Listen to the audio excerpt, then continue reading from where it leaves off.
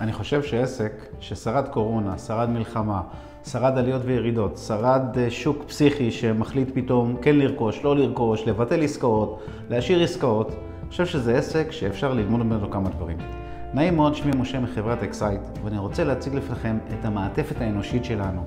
אנחנו חברה שנותנת פתרון כולל, החל מייעוץ, שיווק, בניית אסטרטגיה, אם צריך צילומים, בין אם זה וידאו לסושיאל, בין אם זה מיתוג, בין אם זה ייעוץ תדמיתי לעסק שלכם, כדי לדעת איך להציג את עצמכם, איך הלקוחות רואים אתכם מבחוץ. אנחנו יושבים איתכם ומדייקים את כל התוכן שלכם כלפי חוץ.